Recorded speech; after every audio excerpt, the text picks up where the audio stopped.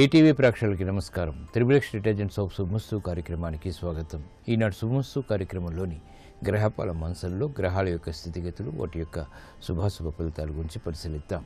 ఈరోజు ఇందువారం లేదా సోమవారం చంద్రుడి యొక్క పరిపాలన పూర్తిగా ఉంటుంది. చంద్రుడు మనఃకారకుడు. మానసిక ప్రశాంతతకి చంద్రప్రీతి తప్పనిసరి. చంద్రప్రీతి ఈశ్వరానుగ్రహం ద్వారా మాత్రమే లభిస్తుంది.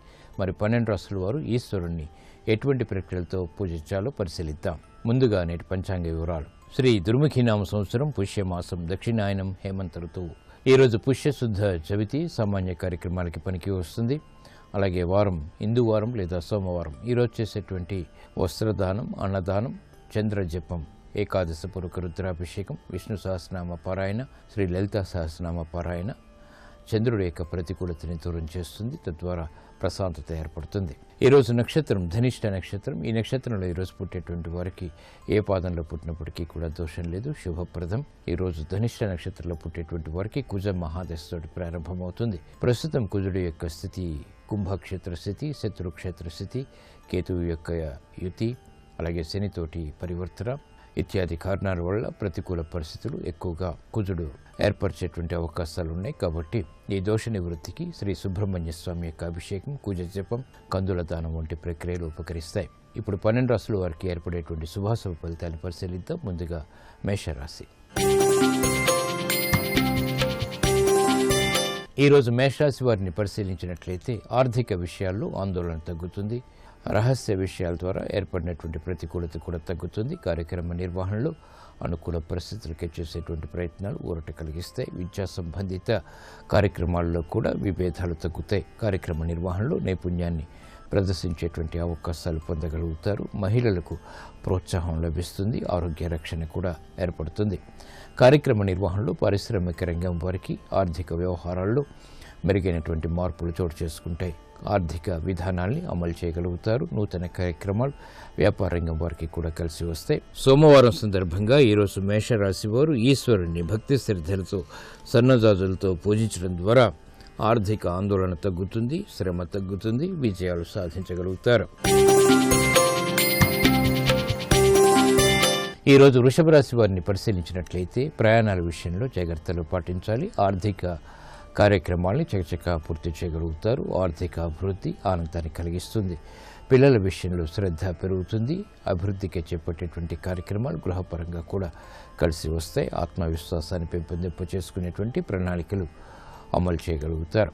ఆర్థిక సంబంధిత లావాదేవీలు పారిశ్రామిక రంగం వారికి బలాన్ని పెంచుతాయి. నూతన ప్రణాళికలు అమలు చేయగలుగుతారు. కార్యక్రమ నిర్వహణలో వైద్య వృత్తి వారికి అనుకూలత ఉంటుంది. వృత్తిలో అభివృద్ధికి చేపట్టేటువంటి కార్యక్రమాలు కలిసి వస్తే పేరు ప్రఖ్యాతులు కూడా పెంపొందింప చేసుకోగలుగుతారు. సోమవారం సందర్భంగా ఈరోజు వృషభ రాశి వారు ఈశ్వరుణ్ణి భక్తి శ్రద్ధలతో, చామంతులతో పూజించడం ద్వారా వేగవంతమైన అనుకూల మార్పులు గృహపరంగా ఆనందాన్ని పెంచుతాయి. ఆర్థిక వృద్ధి చేకూరుతుంది. ఈరోజు మిథున రాశి వారిని పరిశీలించినట్లయితే కార్యక్రమాన్ని చకచకా పూర్తి చేయగలుగుతారు. నూతన విధానాలతో కూడినటువంటి ప్రణాళికలు ఆర్థికంగా కలిసి వస్తాయి. మానసిక ధైర్యం పెరుగుతుంది. కోర్టు సంబంధిత వ్యవహారాల్లో కూడా విజయాలు సాధించగలుగుతారు. వ్యవహారాల్లో ఏర్పడినటువంటి ప్రతికూలత వ్యవసాయ రంగం వారికి తగ్గుతుంది. కార్యక్రమాల్ని వేగవంతంగా సాఫ్ట్వేర్ రంగం వారు పూర్తి చేయగలుగుతారు. అభివృద్ధి ఉద్యోగస్తులకి గోచరిస్తుంది. ఆశలను చెగిరింపచేసేటువంటి కార్యక్రమ నిర్వహణ స్థిరాస్తి రంగం వారికి కలిసి వస్తుంది. కార్యక్రమాన్ని వేగవంతంగా సాఫ్ట్వేర్ రంగం వారు పూర్తి చేయగలుగుతారు. అభివృద్ధి అనే రంగాల వారికి ఆనందాన్ని పెంచుతుంది. సోమవారం సందర్భంగా ఈరోజు మిథున రాశి వారు ఈశ్వరుణ్ణి భక్తి శ్రద్ధలతో, ఎర్రగన్నేరు పూలతో పూజించడం ద్వారా మానసిక ధైర్యం పెరుగుతుంది. తద్వారా విజయాలు దగ్గరవుతాయి, ఆనందాన్ని కలిగిస్తాయి. ఈరోజు కర్కాటక రాశి వారిని పరిశీలించినట్లయితే మానసిక ఆందోళన పెరుగుతాయి. తెలివైనటువంటి నిర్ణయాలు తీసుకోలేకపోతారు. తీసుకున్నటువంటి నిర్ణయాల్లో ఆందోళన ఏర్పడుతుంది. కార్యక్రమ నిర్వహణలో ఏకాగ్రత తగ్గుతుంది. పొరపాట్లు తొలేటువంటి సంఘటనలు అన్ని రంగాల వారిని విస్మయాన్ని చేస్తాయి. ఆరోగ్య విషయంలో జాగ్రత్తలు పాటించాలి. అధిక ఖర్చులు కూడా వెనంటి ఉంటాయి. ఆర్థిక వ్యవహారాల్లో ఏర్పడినటువంటి అతి ప్రతికూలత పారిశ్రామిక రంగం వారిని వేధిస్తుంది. పరిష్కరించలేనటువంటి సమస్యల ద్వారా వ్యాపార రంగం వారికి ఉక్కిరిబిక్కిరి పరిస్థితులు ఉంటాయి కాబట్టి జాగ్రత్తలు వహించాలి.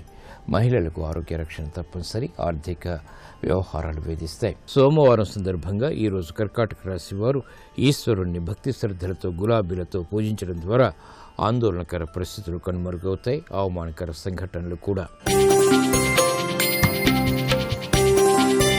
ఈరోజు సింహరాశి వారిని పరిశీలించినట్లయితే సంబంధ బాంధవ్యాల ద్వారా ఏర్పడినటువంటి విభేదాలు తగ్గుతాయి. ఆర్థిక అసహన పరిస్థితుల్ని తెలివైనటువంటి నిర్ణయాల ద్వారా దూరం చేసుకోగలుగుతారు.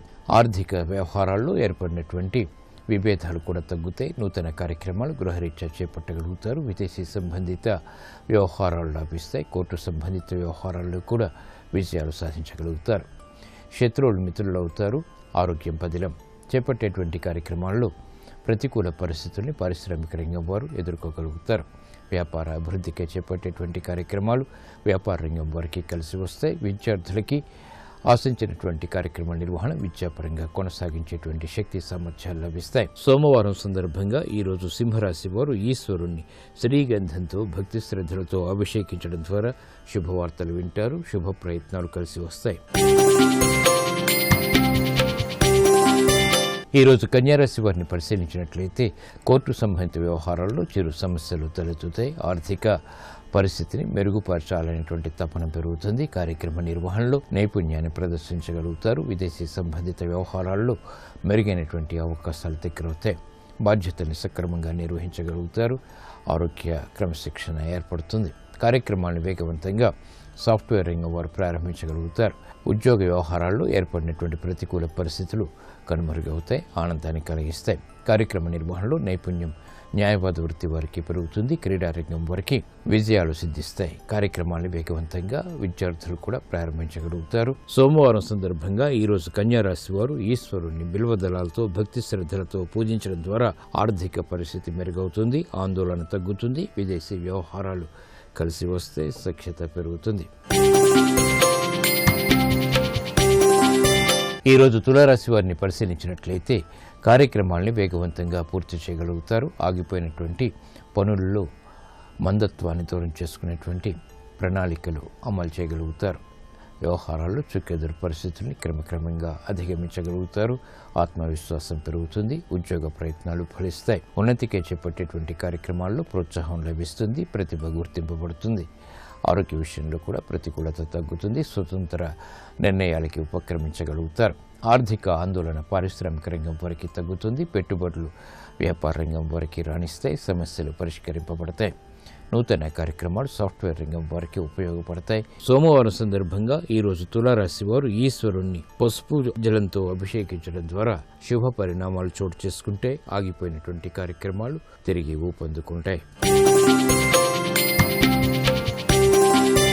ఈరోజు వృశ్చిక రాశి వారిని పరిశీలించినట్లయితే అకారణ వ్యయం ఉంటుంది. అయినప్పటికీ ఆదాయం కూడా సమాంతరంగా ఉంటుంది. కార్యక్రమ నిర్వహణలో లాభదాయకమైనటువంటి ప్రణాళికలు అమలు చేయగలుగుతారు. చిరు సమస్యలు ఆర్థికంగా ఉన్నప్పటికీ నెట్టుకు రాగలుగుతారు. కార్యక్రమ నిర్వహణలో నైపుణ్యం కొనసాగుతుంది. ఆర్థిక వ్యవహారాల్లో ఏర్పడినటువంటి ప్రతికూలతని అనుకూలంగా మరల్చుకునేటువంటి అవకాశాలు దక్కుతాయి. ఆరోగ్య విషయంలో జాగ్రత్తలు పాటించాలి. ఆశాజనకమైనటువంటి వాతావరణం పారిశ్రామిక రంగం వారికి బలాన్ని పెంచుతుంది. వ్యాపార రంగం వారికి అనువైనటువంటి కార్యక్రమ నిర్వహణ ద్వారా ఆశించినటువంటి ప్రయోజనాలను పొందగలుగుతారు. విద్యార్థులకి గట్టి కృషి తప్పనిసరి. సోమవారం సందర్భంగా ఈరోజు వృశ్చిక రాశి వారు ఈశ్వరుణ్ణి విభూతితో అభిషేకించడం ద్వారా క్లిష్ట సమస్యలకు పరిష్కారాలు పొందగలుగుతారు. అభివృద్ధి ఆర్థికంగా గోచరిస్తుంది. అసహన పరిస్థితులు కనుమరుగవుతాయి. ఈరోజు ధనుసు రాశి వారిని పరిశీలించినట్లయితే ఆర్థిక వ్యవహారాల్లో మంచి ప్రణాళికలు అమలు చేయగలుగుతారు. నష్టాన్ని భర్తీ చేసుకునేటువంటి కార్యక్రమ నిర్వహణ ఊరట కలిగిస్తుంది. వేగవంతమైనటువంటి నిర్ణయాల ద్వారా ప్రణాళికలు అమలు చేయగలుగుతారు. కుటుంబ బాధ్యతలను సక్రమంగా నిర్వహించగలుగుతారు. ఊహించినటువంటి సమస్యలకు పరిష్కారాలు వెంటనే పొందగలుగుతారు. మానసిక ధైర్యంతో కార్యక్రమ నిర్వహణ కొనసాగించేటువంటి అవకాశాలు దగ్గరవుతాయి. స్థిరాస్తి రంగం వారికి నిర్ణయాల విషయంలో ఏర్పడినటువంటి పొరపాట్లు సవరించుకునేటువంటి అవకాశాలు దగ్గరవుతాయి. ఆదాయాన్ని పెంపొందింప చేసుకునేటువంటి మార్గాలు సులభతరమవుతాయి. చేపట్టేటువంటి కార్యక్రమాలు విద్యార్థులకి కూడా ఉపకరిస్తాయి. నైపుణ్యం పెరుగుతుంది. సోమవారం సందర్భంగా ఈరోజు ధనుస్సు రాశి వారు ఈశ్వరుణ్ణి ఆవు పాలతో భక్తి శ్రద్ధలతో అభిషేకించడం ద్వారా వేధిస్తున్నటువంటి సమస్యలకు పరిష్కారాలు పొందగలుగుతారు. నష్టద్రవ్య ప్రాప్తి ఏర్పడుతుంది. ఈరోజు మకర రాశి వారిని పరిశీలించినట్లయితే అదృష్ట సంఘటన గృహరీత్యా ఆహ్వానించగలుగుతారు. శుభవార్తలు వింటారు. చేపట్టేటువంటి కార్యక్రమాలపై మక్కువ పెరుగుతుంది. ఆర్థిక సంబంధిత లావాదేవీల విషయంలో అనుకూల పరిస్థితుల్ని ఆహ్వానించగలుగుతారు. అభివృద్ధి ఆర్థికంగా అన్ని రంగాల వారికి దగ్గరవుతుంది. ఆరోగ్య విషయంలో కూడా ప్రతికూల పరిస్థితులు కనుమరుగవుతాయి. చేపట్టేటువంటి కార్యక్రమాల్లో పారిశ్రామిక రంగం వారికి బలం పెరుగుతుంది. నూతన ఆలోచన విధానంతో వ్యాపార రంగం వారు అభివృద్ధిని పొందగలుగుతారు. మహిళలకు ప్రోత్సాహం లభిస్తుంది. ఆరోగ్య రక్షణ కూడా చేపట్టేటువంటి కార్యక్రమాలు విద్యార్థులకు ఉపకరిస్తాయి. విదేశీ సంబంధిత వ్యవహారాలు కూడా కలిసి వస్తాయి. సోమవారం సందర్భంగా ఈరోజు మకర రాశి వారు ఈశ్వరుణ్ణి తేనెతో అభిషేకించడం ద్వారా శుభవార్తలు వింటారు. శుభ పరిణామాలు వేగవంతమవుతాయి. ఈరోజు కుంభరాశి వారిని పరిశీలించినట్లయితే అయోమయ పరిస్థితులు ఆర్థికంగా కొనసాగుతాయి. మానసిక వేదనలు కూడా ప్రబలమవుతాయి. చేపట్టేటువంటి కార్యక్రమాలపై ఏకాగ్రత తగ్గుతుంది. అవమానకర సంఘటనల్ని దూరం చేసుకోలేకపోతారు. జీర్ణించుకోలేనటువంటి సమస్యల ద్వారా ఏర్పడినటువంటి ప్రతికూలత ప్రబలమవుతుంది. కాబట్టి జాగ్రత్తలు వహించాలి. ఖర్చులు ఉక్కిరిబిక్కిరి చేస్తాయి. ఆర్థిక ఆందోళన పారిశ్రామిక రంగం వారికి ప్రబలమవుతుంది. నిర్ణయాలు తీసుకోవాలనేటువంటి పరిస్థితులు వ్యాపార రంగం వారిని కలవరపెడతాయి. విద్యార్థులకి గట్టి కృషి తప్పనిసరి. క్రమశిక్షణ కూడా. మహిళలకు ఆరోగ్య ప్రతికూలత ప్రబలమవుతుంది. ఆర్థిక వ్యవహారాల్లో జాగ్రత్తలు పాటించాలి. సోమవారం సందర్భంగా ఈరోజు కుంభరాశి వారు ఈశ్వరుణ్ణి బిల్వదళాలతో భక్తి శ్రద్ధలతో పూజించడం ద్వారా అష్టమ బృహస్పతి ద్వారా గోచారీత్యా ఏర్పడేటువంటి ప్రతికూలత తగ్గుతుంది. ప్రమాదాలు కనుమరుగవుతాయి. ఈరోజు మీనరాశి వారిని పరిశీలించినట్లయితే శుభ పరిణామాలు గృహంలో చోటు చేసుకుంటాయి. స్థిరాస్తి విషయాలు కలిసి వస్తే నూతన కార్యక్రమాలు వ్యాపారపరంగా కూడా ప్రారంభించగలుగుతారు. అభివృద్ధి అన్ని రంగాల వరకు దగ్గరవుతుంది. ఆర్థిక ఆందోళన తగ్గుతుంది. ఆరోగ్య ఆందోళన కూడా. చేపట్టేటువంటి కార్యక్రమాలపై విద్యార్థులకి మక్కువ పెరుగుతుంది. నూతన కార్యక్రమాల్ని వేగవంతంగా పూర్తి చేయగలుగుతారు. క్రమశిక్షణతో క్రీడారంగం వారికి ప్రతికూల పరిస్థితులు తగ్గుతాయి. ఆర్థిక పరిస్థితి మహిళలకు మెరుగవుతుంది. గృహ సంబంధిత కార్యక్రమాల్లో శుభ ప్రయత్నాలు కలిసి వస్తాయి. చేపట్టేటువంటి కార్యక్రమాలు వ్యాపార రంగం వారికి అనుకూలతని పెంచుతాయి. సోమవారం సందర్భంగా ఈరోజు మీనరాశి వారు ఈశ్వరుణ్ణి బిల్వదళాలతో భక్తి శ్రద్ధలతో పూజించడం ద్వారా విశేష పరిజ్ఞతో కూడినటువంటి కార్యక్రమాలు తద్వారా విజయాలు చేతికి అందుతాయి.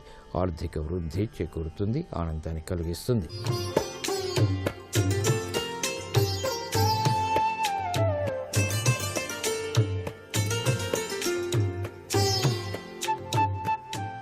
XXX డిటర్జెంట్ సోప్ శుభమస్తు కార్యక్రమంలో గృహబలం అంశానికి స్వాగతం. వాస్తుశాస్త్రరీత్యా జీవన వృద్ధికి ఎటువంటి నియమాలు పాటించాలో తెలుసుకుందాం. ప్రతి వాళ్ళు కూడాను జీవనాభాతి కోసం విశ్వప్రయత్నం చేస్తూ ఉంటారు. ఏదో విధంగా జీవనోపాధి దొరకాలి అని ఉద్యోగ ప్రయత్నాలకి. అయితే ఎన్ని ప్రయత్నాలు చేసినప్పటికీ కూడా ఫలితం అంతగా సాధించలేకపోతున్నాం. విశ్వప్రయత్నాలు చేసినప్పటికీ అని భావించేటువంటి వాళ్ళు ఒక మచ్చలేని నిమ్మపండు తీసుకోండి. ఆ నిమ్మపండును 4 భాగాలుగా కోసి 4 దిక్కుల వైపు కూడా విసిరివేయండి నిర్జన ప్రదేశంలో. ఇలా గనక చేసి మనస్ఫూర్తిగా హనుమంతుల వారిని తలుచుకోండి. కార్య సాఫల్యత, జీవనోపాధికి మార్గం తప్పనిసరిగా ఏర్పడి తీరుతుంది. సహజసిద్ధంగా దంపతుల మధ్య విభేదాభిప్రాయాలు తరచూ గనక వస్తూ ఉన్నట్లయితే వారు నిద్రించేటువంటి పడక గదిలోని మంచం ఆ యొక్క దిండు కింద కర్పూరపు బిళ్ళ లేక గంధపు బిళ్ళ ఉంచుకొని గనక నిద్రించినట్లయితే భార్యాభర్తల మధ్య పొడసూపేటువంటి ఆ యొక్క తీవ్రతరమైనటువంటి కలహాలు నివారించబడతాయి. అన్యోన్య సహకారంతో చక్కగా జీవితాన్ని సాగించటానికి ఆస్కారం కూడా ఉంటుంది అంటోంది శాస్త్రం. వ్యాపారంలో బాగా మందకొడిగా సాగిపోతున్నది వ్యాపారం. ఎంత ప్రయత్నం చేసినప్పటికీ కూడాను అభివృద్ధికరమైన ప్రభావాలు కనిపించడం లేదు. అలాగే ఉద్యోగంలో కూడాను ఎంత కష్టపడుతున్నా కుంటి నడకే. ప్రమోషన్స్ అనేటువంటివి సాధించలేకపోతున్నాం. ఇత్యాది సమస్యల విషవలయంలో కొట్టుమిట్టాడేటువంటి వారు శుభ్రంగా ఉన్న ఒక సీసా తీసుకోండి. ఆ సీసాలో తప్పనిసరిగా ఆవ నూనె పోయండి. చిన్న సీసా. ఆ ఆవ నూనె ఉన్న సీసాకు మూత పెట్టి పారుతున్నటువంటి నదిలో వదిలేయండి. ఇలా గనక చేసినట్లయితే మీకు గ్రహచార రీత్యా సంభవించినటువంటి మాధ్యం, అలాగే ఉన్నతమైన స్థితికి కలిగే ఆటంకాలు తొలగిపోతాయి. విజయసిద్ధిని సాధించడానికి ఆస్కారం ఉంటుంది. ఇంత గొప్ప విశేషం నీటిలో వదిలినటువంటి ఈ యొక్క ఆవ నూనెలతో కూడిన సీసాలో ఉంది. అలాగే తరచూ అనారోగ్యంతో బాధపడుతున్నారు. ఎన్ని వాడినప్పటికీ కూడాను తగ్గటం లేదు. ఈ అనారోగ్యానికి సరైనటువంటి విధి విధానం ఏమిటి అని చెప్పేసి ఆలోచించేటువంటి వారు ఒక తమలపాకు, గులాబీ పువ్వు, కొద్దిగా మిఠాయి తీసుకొని తమలపాకులో ఈ యొక్క గులాబీ పువ్వును, మిఠాయిని ఉంచి 31 సార్లు అనారోగ్యంతో బాధపడేటువంటి వ్యక్తి చుట్టూతా కూడా క్లాక్ వైజ్డ్గా తిప్పాలండి. అలా తిప్పిన తర్వాత దాన్ని తీసుకుని వెళ్ళి బయట పారేయాలి. అలా గనక చేసినట్లయితే తరచూ అనారోగ్యంతో బాధపడేటువంటి ఆ వ్యక్తి ఆరోగ్యవంతుడై జీవితాన్ని సాగిస్తాడు అంటోంది శాస్త్రం. కుటుంబంలో అందరూ సంపాదిస్తూనే ఉన్నారు, కానీ ఒక విధమైన నైరాస్యం, ఏముందిలే ఇదంతా అనేటువంటి నైరాస్యం, సుఖశాంతులు లోపించినాయన్నమాట. సుఖశాంతుల్ని పెంపొందించుకోవడానికి రోజు తాను భుజించేటువంటి ఆహారంలో ఒక ముద్ద తీసి 4 భాగాలుగా చేసి ఆ ముద్దను ఆవుకు కానీ కుక్కకు కానీ అలా గనక పెట్టినట్లయితే తప్పనిసరిగా ఇతనికి పట్టిన నైరాస్యం తొలగిపోతుంది. అసలు సహసిద్ధంగా ప్రతి గృహంలో కూడాను ఇంటి యజమాని ప్రతినిత్యం కూడాను ఇది పాటించడం చాలా మంచిదండి. తాను భోజనం చేసే ముందే ఔపోసన పట్టిన తర్వాత ఒక ముద్ద తీసి పక్కన పెట్టాలి. ఆ ముద్దను కాకికి కానివ్వండి, ఆవుకు కానివ్వండి, కుక్కకు కానివ్వండి, ఏదో ఒక జంతువుకి అలా గనక వేసినట్లయితే కర్మ విధ్వంసనం జరిగి తీరుతుంది అని చెప్పేసి శాస్త్రం. ఎంత సంపాదించినా మళ్ళీ అప్పులు అట్లాగే ఉంటున్నాయి. అప్పులు తీర్చినా మళ్ళీ అప్పులు చేయాల్సిన పరిస్థితి ఏర్పడుతోంది. ఈ అప్పుల విషవలయం నుంచి బయలుపడి దారిద్ర్యం అనేటువంటిది లేకుండా చేసుకోవడానికి మనకు బాగా ఉపయోగపడేటువంటి విధి విధానం ఒకటి ఉంది. ఆవాలు తీసుకొని నీరు నింపినటువంటి బిందెలో ఆవాల యొక్క మొక్క ఆకులు వేయండి, కాసిని ఆవాలు కూడా వేయండి. ఆ నీటిని అభిమంత్రించి దానితో గనక మీరు స్నానం చేసినట్లయితే దారిద్ర్య బాధ తొలగిపోతుంది, రుణగ్రస్త విమోచనకు యోగం సిద్ధిస్తుంది. మరికొన్ని ముఖ్య విషయాలు రేపటి శుభమస్తు కార్యక్రమంలో తెలుసుకుందామా? మరి సర్వే జనా సుఖినో భవంతు.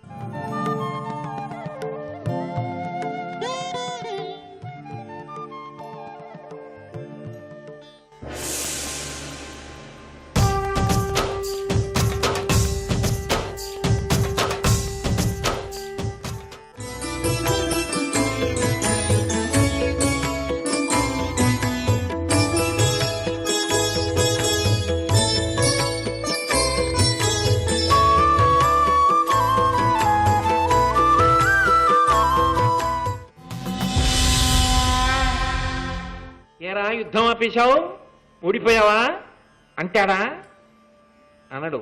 అంత అమాయకుడా, అంత బోకరించేవాడా?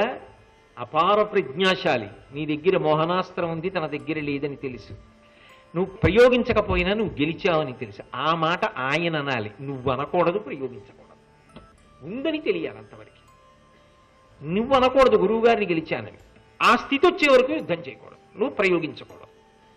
అసలు ఆ హద్దు పాటించడం ఎంత కష్టం అండి, దానికి ఎంత ఓర్పు ఉండాలండి. అది ఎవరికి భగవద్ అనుగ్రహం ఉంటుందో వాళ్ళు పొరపాటు చెయ్యకుండా కాపాడుకుంటారు. దేవతలు, పెద్దలు అందరూ కాపాడి రక్షణ చేస్తూ ఉంటారు. అందుకే కదా రాముడు రావణాసురుడితో యుద్ధం చేసేటప్పుడు అగస్త్య మహర్షి వచ్చి ఆదిత్య హృదయం ఉపదేశం చేశారు అంటే రాముడి ధర్మాన్ని దృష్టిలో పెట్టుకుని.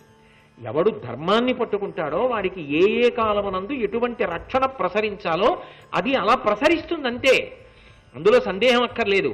ధర్మో రక్షతే రక్షిత, ఈ జాతి సందేశం.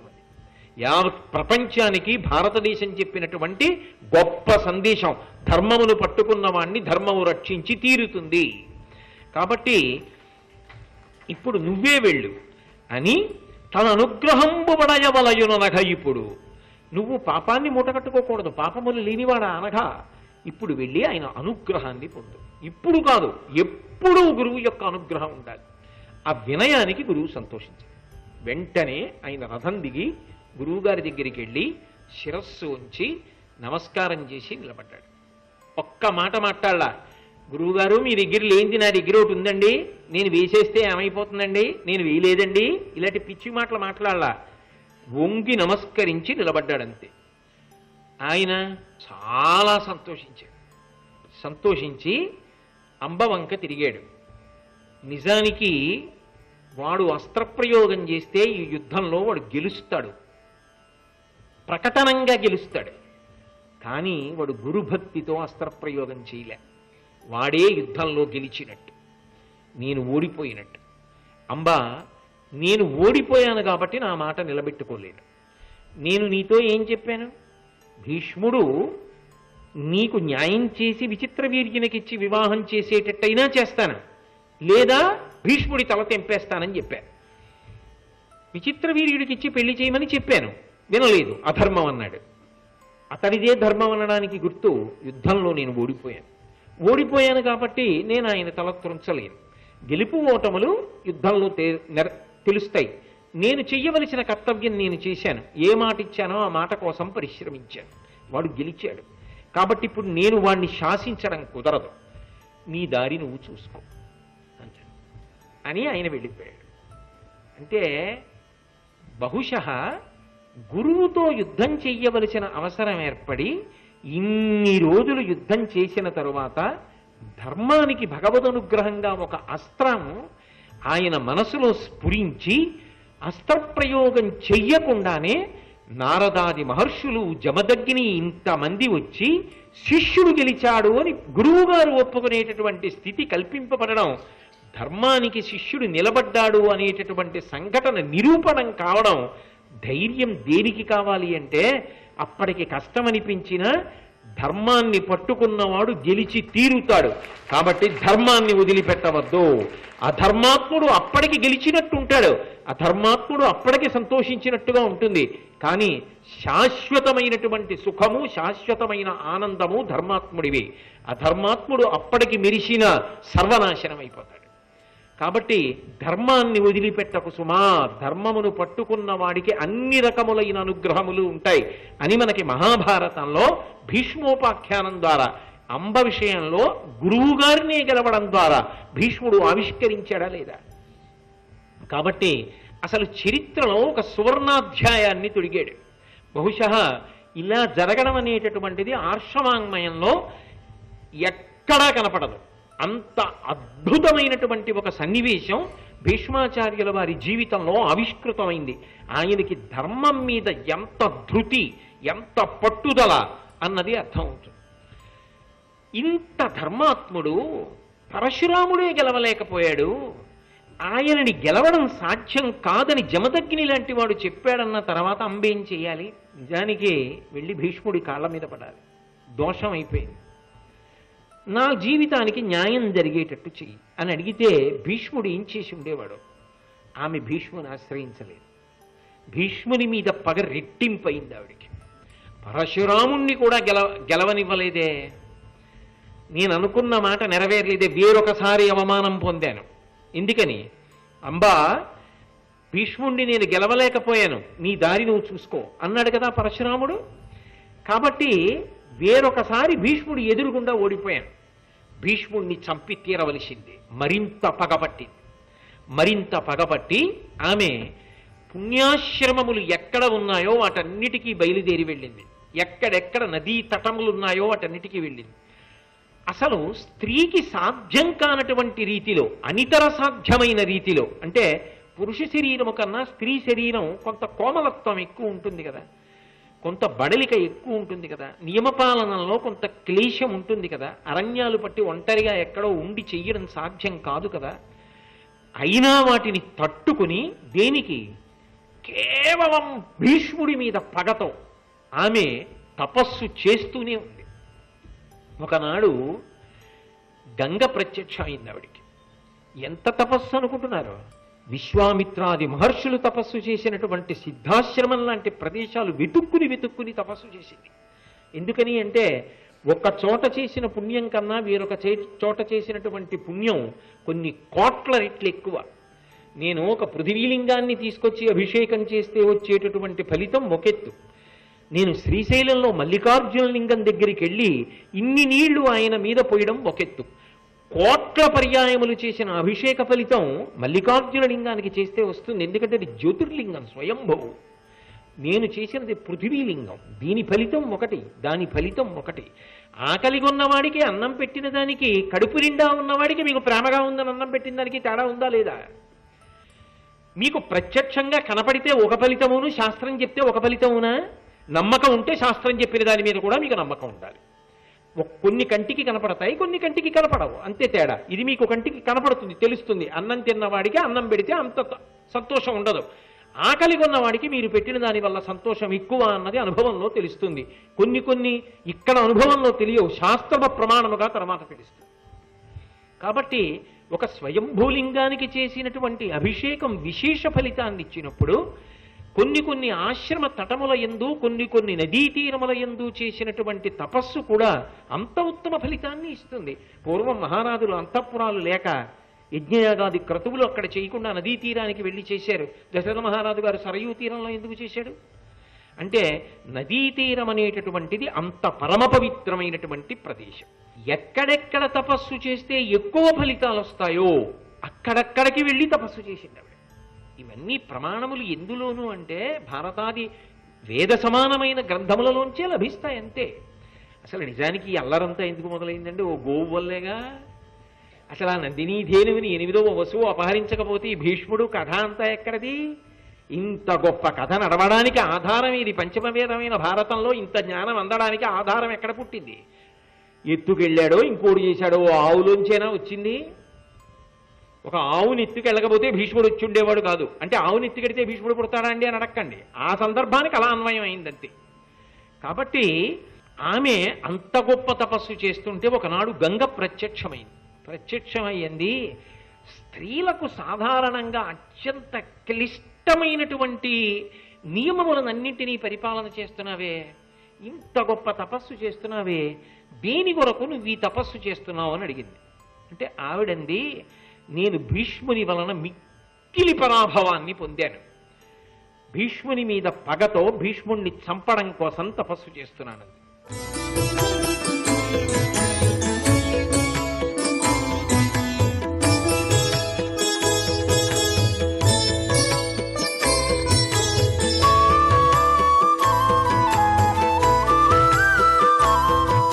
సర్వం శ్రీ ఉమామహేశ్వర పరబ్రహ్మార్పణమస్తు. నారాయణ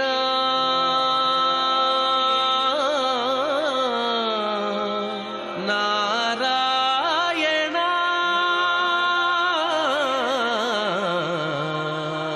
నారాయణ నీ నామమే గతిక కోరికలు మాకు కొనసాగుటకు నారాయణ. నీళాతుంగస్తనగిరితటీ సుప్తముద్బోధ్య కృష్ణం పారార్థ్యం స్వం శృతిశతశిరసిద్ధమధ్యాపయంతి స్వోచ్ఛిష్టాయాం సజి నిగళితం యా బలాత్కృత్య భుంక్తే గోదా తస్యై నమ ఇదమిదం భూయ ఏవాస్తు భూయః. ప్రియ భగవద్బంధువులారా, ఈరోజు మన ధనుర్మాస వ్రతంలో 18వ రోజు. ఈరోజు చాలా ప్రధానమైనటువంటి రోజు. మన గోపీ జనం అంతా కూడా మన అమ్మ నీలాదేవిని మేల్కొల్పేటటువంటి రోజు. భగవంతుడు ఎప్పుడు కూడా కరుణా సముద్రుడు. ఆయన లోపల హృదయం నిండా కరుణ నిండి ఉంటుంది. ఆ కరుణ ఏం చేస్తుంది అనంటే, మనం ఏదైనా రక్షించాలి అంటూ ప్రార్థన చేస్తే వినేటట్టు చేస్తుంది ముందుగా ఆయన్ని. ముందర మన ప్రార్థనల్ని తాను విన్నప్పుడు కదా మన రక్షించేది ఆయన.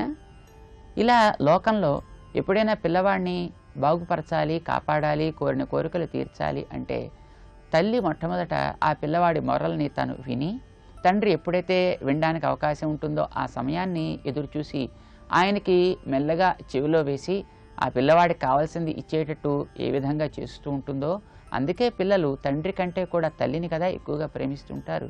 చిన్నపిల్లలకి అందుబాటులో తల్లి ఉంటుంది, తండ్రి కొంచెం గంభీరంగా కాస్త దూరంగా ఉంటాడన్నమాట. అయితే ఆయనకి ప్రేమ ఉండొచ్చు, కానీ పిల్లవాళ్ళ హితం కూడా చూసేవాడు కనుక కాస్త ఆ మాత్రం గాంభీర్యాన్ని కలిగి ఆ పిల్లవాడిని జాగ్రత్తగా పెట్టకపోతే స్వేచ్ఛా విహారులు అయిపోతారు పిల్లలు.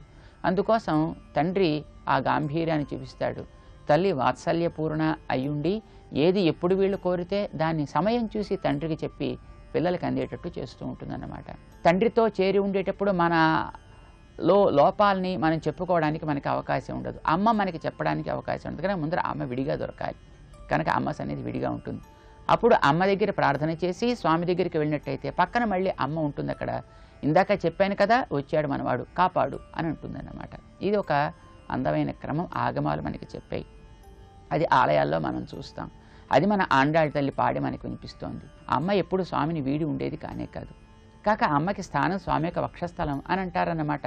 విష్ణు వక్షస్థల స్థిత అంటూ ఆమె నామాల్లో ఒక నామం. శ్రీ వెంకటేశ్వరుని తిరుమల కొండ మీద సేవిస్తే అక్కడ వేరే అమ్మ సన్నిధానం లేదు, ఆయనకు హృదయంలోనే అమ్మ వేంచేసి ఉంటుంది. ఏమిటి హృదయంలో పెట్టుకోవడం, ఎక్కడ చోటు లేనట్టు అని అనిపిస్తుంది ఆలోచించే వాళ్ళకి. అంటే అమ్మ ఆయనలో ఉండేటటువంటి కరుణా స్వరూపిణి కనుక హృదయంలోనే కదా కరుణ ఉండేది. తలలో ఉండదు జాలి, కాళ్లలో ఉండదు జాలి, చేతుల్లో ఉండదు జాలి, గుండెల్లో ఉంటుంది జాలి. ఆ జాలికి ప్రతిరూపం కనుక అమ్మని హృదయంలో చూపిస్తూ ఉంటారు మన వాళ్ళు ఇప్పుడు కూడా అన్నమాట. అయితే ఆశ్రయించడానికి ముందర తను విడిగా కనిపించాలి కనుక అమ్మ సన్నిధానం వేరే ఉంటుంది, ఆ తర్వాత ఆయనతోటి చేరి ఉంటుంది. అయితే అమ్మ ఇందుకే స్వామితో విడిగా ఉంటుందా కలిసి ఉంటుందా అంటే విడిగా ఉంటుంది, కలిసి ఉంటుంది. విడిగా ఉండడం మనం ఆశ్రయించడానికి, కలిసి ఉండడం మన తరపున చెప్పి ఆయన రక్షింపచేయడానికి అన్నమాట.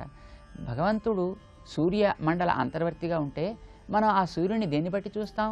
మండలాన్ని మనం నేరుగా చేరలేం, కానీ మనకు అవసరం ఉంటుంది కనుక తనతో ఉండేటటువంటి కిరణాలని, ప్రభని, కాంతిని మన దాకా నడిపిస్తాడు ఆ సూర్య భగవానుడు. అప్పుడు మనం లోకాన్ని చూడగలుగుతాం, పనులు చేసుకోగలుగుతాం, కావలసినవి పొందగలుగుతాం. మన దాకా వచ్చినటువంటి కాంతి సూర్యుడు ఇద్దరు వేరా ఒకటే అంటే వేరుగా ఉంటారు మనం ఆశ్రయించడం కోసం, కానీ వేరు కారు ఒకటే. సూర్యుడు ఉంటే కాంతి ఉంటుంది, సూర్యుడు లేకపోతే కాంతి లేకుండా పోతుంది. కనుక అది ఒక అపృథక్ సిద్ధమైనటువంటి సంబంధం కలిగినవి అని అంట. అది ఒక విశిష్టమైనటువంటి ఏకతత్వం.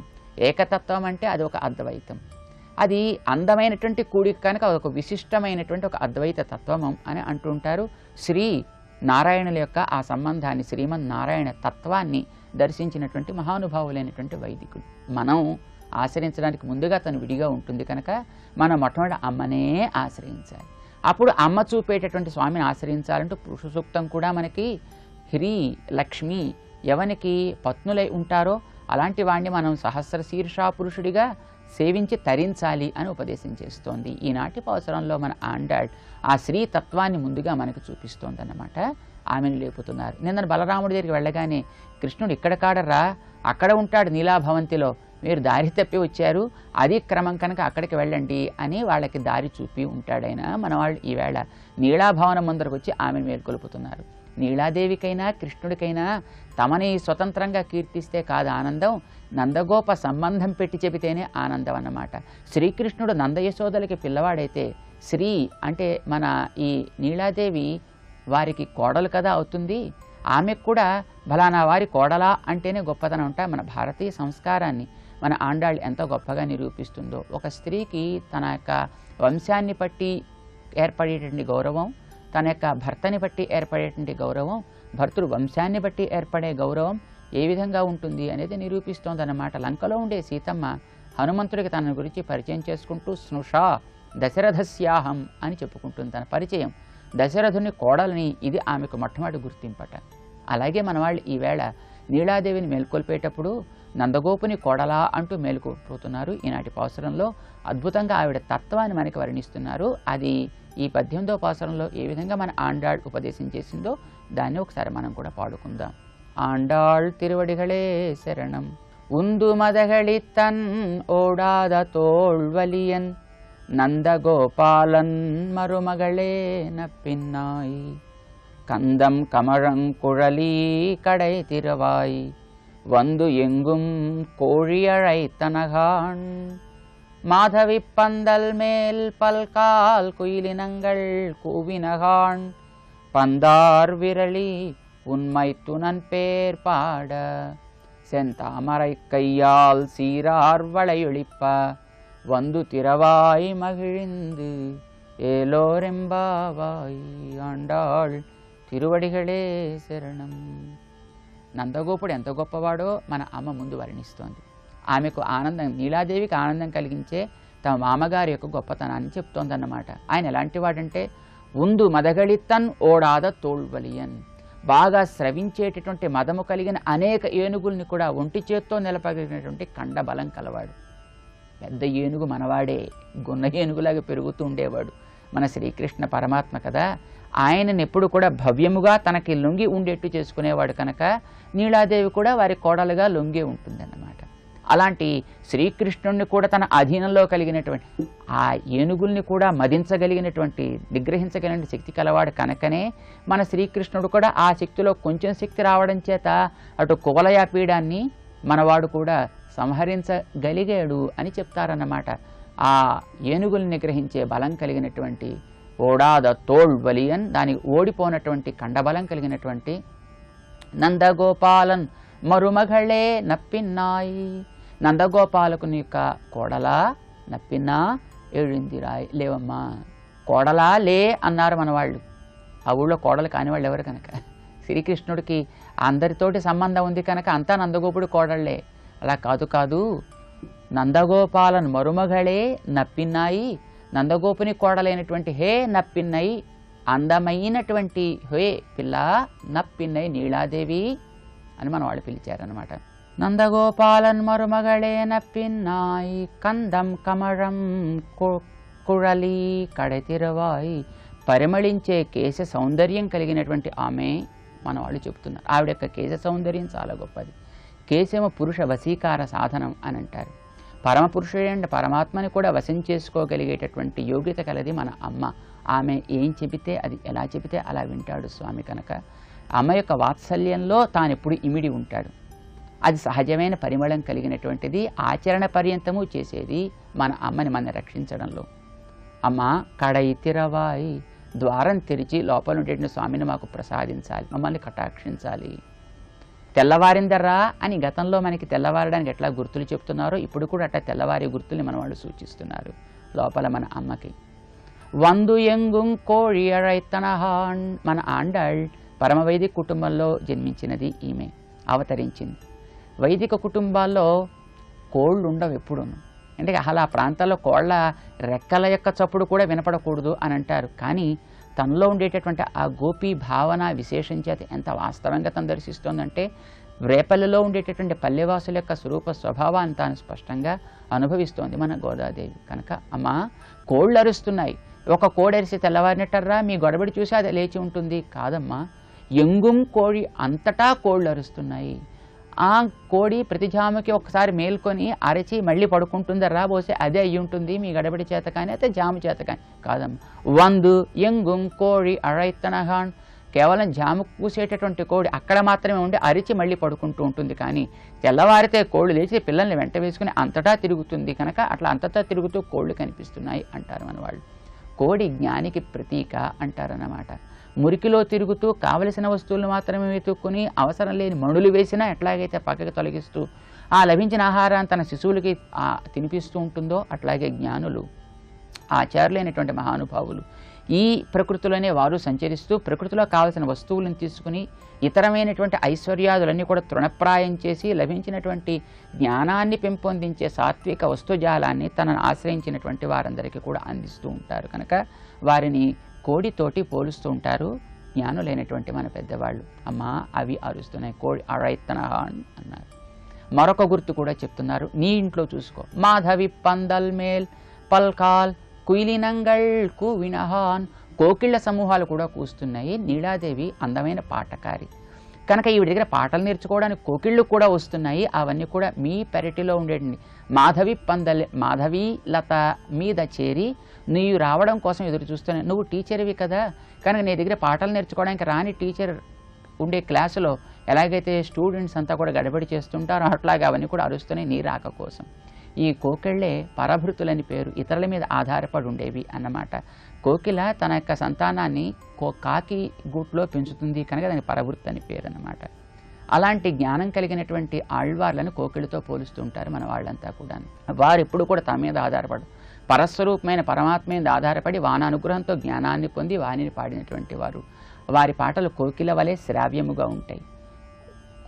కోడి యొక్క అరుపు తెల్లవారటాన్ని సూచించినట్టు జ్ఞానుల యొక్క ఆచార్యుల యొక్క పలుకులు మనకి మేల్కొలుపుతాయి. కోకిళ్ళ యొక్క అరుపులు పాటల వలె ఆనందంగా శ్రావ్యంగా ఉంటాయి. మాకు ఇటు ఆచార్య అటు ఆళ్వార్ల యొక్క సూక్తులు మాకు మేల్కొలుపు కలిగించాయి. అవి తెల్లవారడానికి సూచన కలిగిస్తున్నాయి. అమ్మా పల్కాల్ కుయిలినంగళ్కు వినగాన్, కోకిళ్ళు అరుస్తున్నాయి అంటూ మన వాళ్ళు చెప్పారు. అయితే ఏం జరుగుతోంది లోపల చూద్దామని మన వాళ్ళు కిటికీలోంచి లోపలికి చూసి ఉంటారు. అయితే అక్కడ లోపల ఎవరున్నారో స్పష్టంగా కనిపించటం లేదు. కానీ మన వాళ్ళకి ఆ కిటికీలోంచి అమ్మ యొక్క జడ కనిపిస్తోంది. అందులో ఉండే అందమైన గుత్తులుగా పుష్పాలు కనిపిస్తున్నాయి. బహుశా రాత్రి ఆటలాడుకుని ఉంటారు అమ్మ స్వామి కూడా బంతులతోటి. ఎవరు చేతిలో బంతి ఉంటుందో వారు గెలిచినట్టు లెక్క. అది అమ్మ చేతిలోకి వచ్చింది కనుక చెయ్యి కనిపిస్తోంది, ఆ చేతిలో పట్టుకున్న బంతి కనిపిస్తోంది, వ్రేళ్లు కనిపిస్తున్నాయి, జడ కనిపిస్తోంది, అటు ఏదో ఒక ఆకృతి అమ్మ ఆకృతి కనిపిస్తోంది. అది చూశారు మన వాళ్ళు, అది చూసి పిలుస్తున్నారన్నమాట.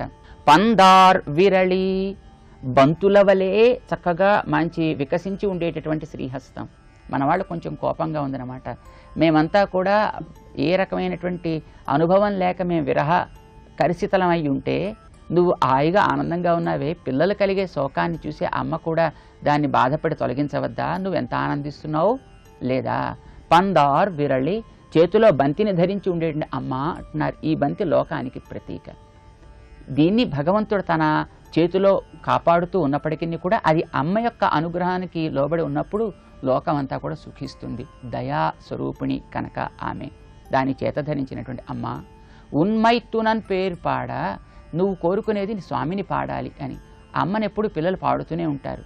కానీ అమ్మకు కూడా ఆనందం స్వామిని పాడితే మేము నీ స్వామిని పాడటానికి వచ్చాం, నీ తరఫున స్వామిని పాడటానికి వచ్చాం. ఉన్మైతునన్ పేరు పాడ, పాడటం కూడా ఏదో లాభం కోరి కాదు, పాడటమే ప్రయోజనంగా మేమంతా వచ్చాం. సెంతామరక్కయ్యాల్ సీరార్ వళయుడిప్ప వందు తిరవాయి, అందమైనటువంటి పుష్పము వంటి సౌగంధ్యము, సౌందర్యము, సౌకుమార్యము, లావణ్యము కలిగినటువంటి ఆ నీ శ్రీహస్తంతో ఒక్కసారి అమ్మ తలుపు తీయవా అడిగారు.